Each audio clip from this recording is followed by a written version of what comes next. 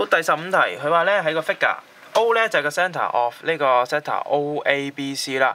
咁佢咧就話個 area OAC 咧就12嘅。佢話 find the area of the segment ABC，ABC 係呢個。咁千祈咧大家唔好以為佢要我哋揾個 area OABC 啊，係 segment ABC 咧係我哋揾緊呢個嘅，得唔得？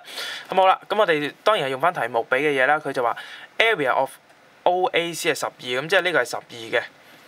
咁因為咧呢個其實係一個圓形嚟㗎嘛，其實就 obvious 啊。點解？因為佢話一個 sector 嚇圓形嘅其中一節咧，我哋由圓心去睇去 cut 出嚟嘅一節，我哋形容佢做 sector 嘅。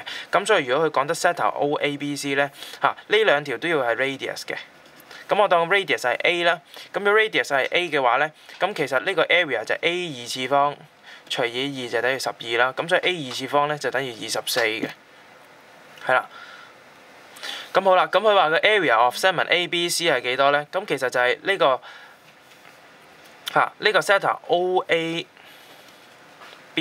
嘅 area 減翻 OAC 啦。咁即係幾多咧？嗱，呢個咧，如果90度咧，咁即係簡單嚟講係1/4個圓形嘅 area。咁啊派 A 二次方除翻4啊。咁 OAC triangle OAC 嘅 area 係12啦。咁啊等於啲咩咧？嗱。A 二次係24啊嘛，咁派 A 二次24派啦，除4減12，咁即係6派減12啦，咁啊抽翻個6出嚟就派減2啦，咁所以答案咧呢度咧就係 C。